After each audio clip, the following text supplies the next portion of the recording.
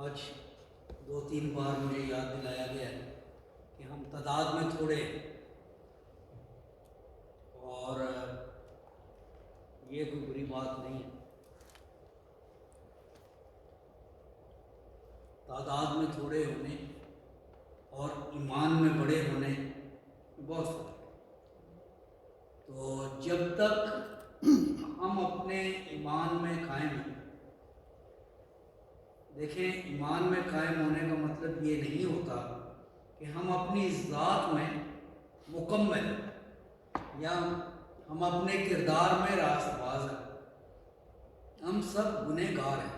Bible مقدس اس بات کی بار بار ہمیں یاد دہانی دیتی ہے کہ ہم سب گنہگار ہیں، اور بائبل مقدس میں اس مسئلے کا حل بھی ہمیں بتایا گیا ہے. اور ایک آیت مبارکہ پڑھنے کے بعد میں پھر آپ کو آج کا مضمون بتاتا ہوں. جو آیت میں پڑھنا چاہتا ہوں وہ یوحنا کے پہلے عام خط میں سے ہے. یوحنا نے نئے عہد نامے کی 27 کتابوں میں سے 5 کتابیں لکھی. یوحنا کی انجیل، یوحنا کے 3 خطوط، یوحنا کا پہلا خط، یوحنا کا دوسرا خط، یوحنا کا تیسرا خط، اور پھر مکاشفہ کی کتاب. تو یہ 5 کتابیں یہ خداوند یسوع مسیح کے شاگرد یوحنا، جو ان کو بہت پیارا تھا، اس نے لکھی. اور یوحنا کے پہلے خط کے پہلے باب کی 8ویں آیت سے میں پڑھنا شروع کروں گا. لکھا ہے، اگر ہم کہیں کہ ہم بے گناہ ہیں تو اپنے آپ کو فریب دیتے ہیں اور ہم میں سچائی ہے. لہٰذا یہ بات کلام پاک نے طے کر دی کہ ہم گنہگار ہیں، ہم بے گناہ نہیں ہیں. اور اگر ہم کہتے ہیں کہ ہم بے گناہ ہیں تو پھر ہم اپنے آپ کو فریب دیتے ہیں. Self deception. اگر اپنے گناہوں کا اقرار کریں تو وہ ہمارے گناہوں کو معاف کرنے میں اور ہمیں ساری ناراضگی سے پاک کرنے میں سچا اور عادل ہے. یہ ہماری حالت ہے، یعنی ہم گنہگار ہیں. یہ ہمارا ڈائگنوسس، اسپرچول ڈائگنوسس، سنرس. اور اس کا علاج خدا کی طرف سے دی جانے والی معافی ہے، اور وہ معافی دینے میں خدا قادر سچا ہے اور عادل ہے. لہذا یہ بات طے شدہ ہے تعارف کے طور پر کہ ہم سب گنہگار ہیں اور ہمارے گناہوں کی معافی بھی ہے. بائبل مقدس میں، اور اب ہم اپنے اصل مضمون کی طرف آ رہے ہیں، بائبل مقدس میں ایک گناہ ایسا بتایا گیا ہے جس کی کوئی معافی نہیں ہے. یہ ایک ایسا گناہ ہے جس کی کوئی معافی نہیں ہے. یہ بات نہ آدم نے کہی، نہ نوح نے، نہ ہنوک نے، نہ یسایہ یا نہ یرمیہ نے. یہ بات خداوند یسوع مسیح نے فرمائی. اس سے بڑی اتھارٹی ملی. لہٰذا اگر خداوند یسوع مسیح کہتے ہیں کہ یہ ایک ایسا گناہ ہے جو ناقابل معافی ہے، بلکہ یہ اتنا ناقابل معافی ہے کہ اس کی معافی نہ اس جہان میں ہے نہ اگلے جہان میں ہے، تو پھر یہ بات اور پکی اور سخت ہو جاتی ہے.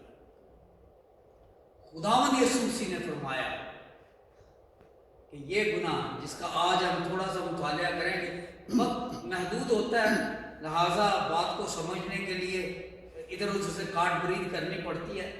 لہٰذا آپ ذرا توجہ سے سنیے. یہ وہ ٹاپک ہے جس کو اکثر پلپٹ سے نہیں بتایا جاتا. یہ بتایا جاتا ہے تو اس طرح سے نہیں جس طرح سے بائبل مقدس میں لکھا ہے. تو وہ کون سا گناہ ہے جو اگر ہم کریں تو ہمیں کوئی معاف نہیں کر سکتا؟ گناہ تو صرف خدا معاف کرتا ہے، لیکن یہ وہ گناہ ہے جو خدا معاف نہیں کرے گا۔ خدا مجھے سوچی نے فرمایا۔ یہ حوالہ بائبل مقدس میں 3 اناجیل میں پایا جاتا ہے، یعنی متی رسول کی انجیل میں جو حوالہ آج ہم پڑھیں گے وہ متی رسول کی انجیل سے ہے، مرکز 3 باب میں بھی یہ پایا جاتا ہے، اور لوکا 11 باب میں بھی یہ پایا جاتا ہے۔ تھوڑا سا مختلف بیان ہے، لیکن آج کا حوالہ جو ہم آیت بآیت، فکرہ بفکرہ، جملہ بجملہ پڑھیں گے وہ متی رسول کی انجیل۔ متی رسول کی انجیل میں اس کا 12واں باب اور اس کی 22ویں آیت سے ہم پڑھنا شروع کریں گے۔ آہستہ آہستہ بات سمجھنے کی کوشش کریں۔ اس وقت لوگ اس کے پاس ایک اندھے گونگے کو لائے جس میں بدرو تھی، اس نے اسے اچھا کر دیا، چنانچہ وہ گونگا بولنے اور دیکھنے لگا، اور ساری بھیڑ حیران ہو کر کہنے لگی یہ ابن داؤد ہے۔ سوالیہ نشان ہے، Is this the son of David؟ بہت سے لوگ اس دنیا میں شیطان کے قائل نہیں ہیں۔ بہت سے لوگ جو ہے وہ خدا کے قائل ہیں، خدا کوئی نہیں۔ بہت سے لوگ جو ہے وہ خدا کے قائل ہیں تو وہ کہتے ہیں شیطان نہیں ہے۔ کسی زمانے میں شیطان کی ذات اور شیطان کے اقوال اور دنیا میں اس کی جو چالیں ہیں، چالاکیاں ہیں، جس کا جال ہے، اس کے اوپر باقاعدہ سٹڈیز ہوتی ہیں۔ ڈیمونالوجی پہ باقاعدہ کتابیں تھیں، ڈیمونالوجی سیمنریز میں پڑھائی جاتی تھی، بالکل ویسے ہی جیسے تھیولوجی پڑھائی جاتی ہے، تھیوس گاڈ۔ یونانی زبان کا لفظ تھیوس کا مطلب ہے خدا، تھیولوجی یعنی the study of God، ڈیمونالوجی the study of demons۔ اور یہ کتابیں لکھی گئی اور باقاعدہ سبجیکٹ تھا جس میں یہ بات سمجھائی جاتی تھی کہ کس طریقے سے شیطان دنیا کو ورگلاتا ہے۔ جنگ میں سب سے بڑا ہتھیار جو ہے وہ جو لوگ جنگی نظام کو سمجھتے ہیں وہ آپ کو بتائیں گے کہ جنگ میں سب سے بڑا ہتھیار نہ نیزہ ہے، نہ بھالا ہے، نہ تلوار ہے، نہ ایٹم بم ہے۔ جنگ کا سب سے بڑا ہتھیار دھوکہ ہے۔ اگر آپ اپنے دشمن کو دھوکہ دینے میں کامیاب ہو جائیں تو آپ جنگ جیتے۔ کوئی بھی جنگ ہو، آپ نے ظاہر یہ کرنا ہے کہ حملہ ہم نے ادھر سے کرنا ہے، دشمن ادھر آ جائے گا، آپ دوسری طرف جا کے حملہ کر دیں۔ Deception is the ultimate weapon of war۔ Deception. آپ کبھی وار سٹڈیز دیکھیں، اس میں ہمیشہ دھوکہ دینے کی سٹڈیز ہے۔ اسموک اسکرین جنگوں میں استعمال ہوتی ہے، غلط تار بھیجے جاتے تھے پرانے زمانوں میں۔ کوئی عام سب بندہ پکڑ کے اس کو مار کے اس کو یونیفارم جرنالوں والا پہنا کے اس کی جیب میں کوئی خط ڈال دیتے تھے تاکہ جب وہ دریا سے پیچھے بہتا ہوا جائے تو دشمن پکڑے اور وہ اچھا یہ کرنے والے تھے، جنرل فلاں فلاں ہے۔ دھوکہ دینے کی بات ہے۔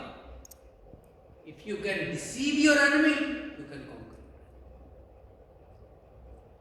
شیطان اس بات کو بڑی اچھی طرح سے سمجھتا ہے، لہٰذا جب ہم بائبلیں بانٹتے ہیں لوگوں کو تاکہ خدا کا کلام پھیلے، لوگ خدا کے بارے جانیں، شیطان کی اسٹریٹجی یہ ہے کہ اس کے بارے میں کوئی نہ جانے، اور لوگ کہیں گے شیطان تو ہے ہی کچھ بھی نہیں۔ اور وقت کے ساتھ ساتھ یہ ٹرینڈ بڑھ گیا ہوا ہے۔ جب خداوند یسوع مسیح اس دنیا پر تھے، ہم آگے پر دیکھتے ہیں، تو اس وقت کے یہودی علماء وہ اس بات کو جانتے تھے کہ جیسے دنیا میں سلطنتیں ہیں اس طرح سے دنیا میں شیطان کی بھی سلطنت ہے۔ یہاں پہ خبیث فلاں فلاں خبیث شیطانوں میں درجے ہوتے ہیں نا، میں اب ٹرمینالوجی میں نہیں جانا چاہتا، بات ادھر سے نکل جائے گی، لہٰذا اچھا خباثت جہاں سے لفظ نکلا ہے، شرارت اور شیطانی کی ایک منزل ہوتی ہے خباثت، خبیث، تو یہ خبیث جو ہے یہ دراصل شیطانی کنگڈم کے جنرلز ہیں۔ اور اس وقت جب خداوند یسوع مسیح دنیا پر تھے تو یہودیہ میں شیاطین کی حکومت کا سردار جو تھا، جس سے وہ لوگ واقف بھی تھے، جس کا نام یہاں پہ ہم ابھی اس تک آئیں گے، جب خداوند یسوع مسیح نے شیاطین کو نکالا، گونگی بدرو کو نکالا، اندھی بدرو کو نکالا، جس کی وجہ سے یہ شخص اندھا اور گونگا تھا، تو لوگ حیران ہوئے۔ فریسیوں نے یہ سن کر کہا کہ یہ بدروحوں کے سردار بعض کی مدد کے بغیر بدروحوں کو نہیں نکالتا۔ یہ ہے اصلی خداوند یسوع مسیح پر الزام لگایا کہ یہ بدروہیں نکال تو رہا ہے، لیکن یہ دراصل بدروحوں کے ساتھ ملا ہوا ہے، اور جو بدروحوں کا سردار ہے، جس کے انڈر اس وقت وہ علاقہ تھا یہودیہ کا، فلسطین کا، بالزبول جسے کہتے ہیں، بالکل ویسے ہی جیسے کرسچینٹی میں ہمارے لیڈر تھے، خداوند یسوع مسیح کے بعد پطرس رسول تھا، پولس ہوتا ہے، شیاطین میں بھی اسی طرح کی گروہ بندی ہے، ہیرارکی ہے۔ تو انہوں نے کہا کہ دیکھو یہ دراصل بدروہیں نکالتا ہے، لیکن بالزبول کی مدد سے نکالتا ہے۔ خداوند یسوع مسیح نے ان کے خیالات کو جان کر کہا، 25ویں آیت، جس بادشاہی میں پھوٹ پڑتی ہے وہ ویران ہو جاتی ہے، جس شہر یا گھر میں پھوٹ پڑے گی وہ قائم نہ رہے گا، اور اگر شیطان ہی شیطان کو نکالا، شیطان نے ہی شیطان کو نکالا تو آپ اپنا مخالف ہو گیا، پھر اس کی بادشاہی کیوں کر قائم رہے گی؟ اور اگر میں بالزبول کی مدد سے بدروحوں کو نکالتا ہوں تو تمہارے بیٹے کس کی مدد سے نکالتے ہیں؟ ایک اور نکتہ، اس وقت یہودیوں میں توریت اور انبیاء کے صحائف میں جو کلام تھا، اس کے وسیلے سے یہوہ کے نام پر بدروحوں کو نکالا جاتا تھا۔ اور خداوند یسوع مسیح کہہ رہے ہیں کہ اگر میں بالزبول کی مدد سے نکالتا ہوں تو یہ جو یہودی لوگ ہیں، یہ جو تمہارے علماء ہیں، یہ جو تمہارے سیکرڈ لوگ ہیں، سینٹس ہیں، یہ کس کی مدد سے نکالتے ہیں؟ بس وہی تمہارے منصف ہوں گے۔ لیکن اگر میں خدا کے روح کی مدد سے بدروحوں کو نکالتا ہوں تو خدا کی بادشاہی تمہارے پاس، یا کیوں کر کوئی آدمی کسی زور آور کے گھر میں گھس کر اس کا اسباب لوٹ سکتا ہے جب تک کہ پہلے اس زور آور کو نہ باندھ لے، پھر وہ اس کا گھر لوٹ لے گا۔ اب 31ویں آیت غور طلب ہے، جو میرے ساتھ نہیں وہ میرے خلاف ہے، اور جو میرے ساتھ جمع نہیں کرتا وہ بکھیرتا ہے، اس لیے میں تم سے کہتا ہوں، خداوند یسوع مسیح، اس لیے میں تم سے کہتا ہوں کہ آدمیوں کا ہر گناہ اور کفر معاف کیا جائے گا، مگر جو کفر روح کے حق میں ہو وہ معاف نہ کیا جائے گا، اور جو کوئی ابن آدم کے برخلاف کوئی بات کہے گا وہ تو اسے معاف کی جائے گی، مگر جو کوئی روح القدس کے برخلاف کوئی بات کہے گا وہ اسے معاف نہ کی جائے گی، نہ اس عالم میں نہ آنے والے۔ خداوند یسوع مسیح نے کہا دیکھو میں اس وقت تمہارے ساتھ انسانی لبادے میں ہوں، میں ابن آدم ہوں، میں آدمی کی طرح تمہارے سامنے کھڑا ہوں، تو میرے خلاف گناہ کر بھی لو تو بات سمجھ میں آتی ہے، گناہ گار ہو تو معاف ہو جائے، لیکن جس روح کے وسیلے سے خداوند یسوع مسیح کا ایک ٹائٹل روح اللہ بھی ہے، اسپرٹ آف گاڈ، اور جس روح کی مدد سے میں یہ کام کرتا ہوں، کیونکہ وہ روح مجھ میں سمایا ہوا ہے، میں عام آدمی نہیں ہوں، میں ابن آدم ہوں، مگر مجھ میں خدا کا روح ہے، روح القدس ہے، اور اگر میں اس روح القدس کی مدد سے شیاطین کو حکم دیتا ہوں اور وہ نکل جاتے ہیں، اور تم مجھے کہہ رہے ہو کہ یہ روح القدس نہیں بلکہ یہ بعض کا روح ہے، تو خبردار، تم نے میری اہانت نہیں کی، تم نے اس خدا کی اہانت کی ہے جس کا روح مجھ میں ہے۔ اور اگر تم خدا کے روح کی اہانت کرو گے، اس کی بے عزتی کرو گے، اس کے خلاف اگر تم کفر بکو گے، تو یہ کفر تمہارا معاف نہیں ہوگا، نہ اس جہاں میں نہ آنے والے جہاں میں۔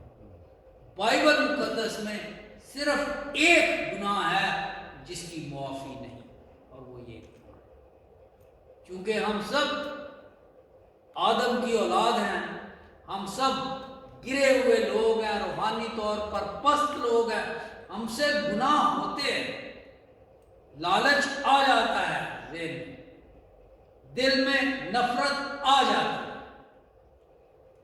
چوریاں چکاریاں ہو جاتی ہیں، قتل ہو جاتے ہیں، داؤد جیسے بادشاہ سے زنا بھی ہو جاتا ہے، لیکن ان سب کی معافی اس لیے کیونکہ وہ سب ہماری انسانی کمزوری کا نتیجہ ہے۔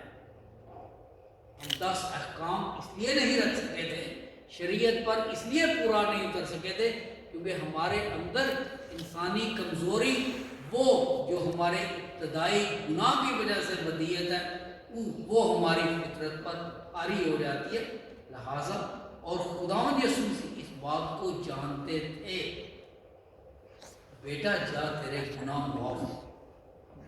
ہیکل کے فرش پر گری ہوئی عورت کو کہا جا پھر گناہ نہ کرنا، سب معاف۔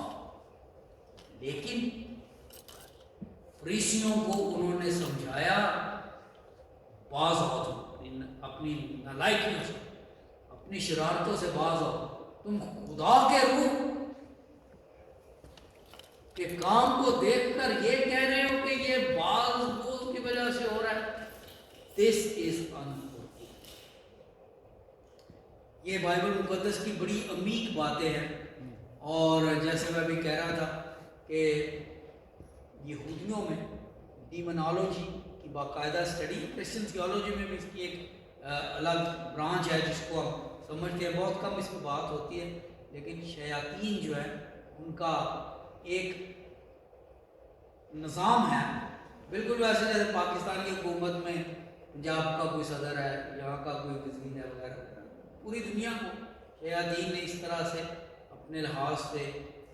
میں آخری بات اب چھوٹی سی اپنے ایک چھوٹے سے تجربے سے ختم کرنا چاہتا ہوں۔ زمانہ طالب علم تھا، ایف میں تھا، تو ہم دوستوں کے ساتھ مل کر ایک جیسے ہوتا ہے اس عمر میں ایک میلے میں، وہاں پہ ایک عجیب سا سین تھا، تو وہاں پہ جی کالے علم سے کچھ بھی ہو سکتا ہے، یہ کر لو وہ کر رہا، پاکستان سے ایسا بات۔ اچھا، تو ایسے ہی جب مسلمان دوست تھے میرے ساتھ جو بھی تھے اردو کے، تو ہم نے کہا کہ نہیں آج ہم ادھر بھی چلتے ہیں، حالانکہ کچھ بھی نہیں ہم نے، وہ کہتا ہے چلو یہ میڈیکل کالج ہے، نمبر ہی پوچھتا وغیرہ اس طرح کے۔ وہاں پہ جیسے ہی ہم ایک خاص مقام سے آگے گئے، تو اب یقین کیجئے مجھے ایسے لگا جیسے میں کسی اور دنیا میں آیا۔ وائبریشنز یا میگنیٹزم یا گریوٹی کہہ لیں، یا وہاں پہ جو بھی ایٹماسفیرک پریشر تھا، ٹیمپریچر تھا، الیکٹریسٹی تھی، کچھ بھی کہہ لیں، some thing changed and I felt very uncomfortable. تھوڑا جیسے جیسے ہم وہ کٹیا کے قریب جاتے ہیں تو وہ انٹینسٹی جو ہے نا فضا میں وہ بڑھتی ہے۔ آخرکار میں نے کہا کہ نہیں میں نہیں جا رہا، آپ کو پتا کہ دوستوں میں جو بھی بہرحال تھوڑی بہت بحث وحث ہوئی، میں نے کہا میں 2-3 دن تک بعد اس میں سوچتا رہا، what was it, I could not describe. میں سائنس کا اسٹوڈنٹ تھا، that's studied about magnetism, I had studied about vibrations, I had studied about field changes और ये वो. मैं बाइबल मुक़द्दस का भी स्टूडेंट था. आखिरकार मैंने अपने वालिद साहब से ये बात की. मैंने कहा डैडी वो हम गए थे फलां जगह पे, ये सारी बात उन्होंने बड़ी तसल्ली से सुनी और उसके बाद कहते बेटा ऐसी जगहों पे ना जाएगा.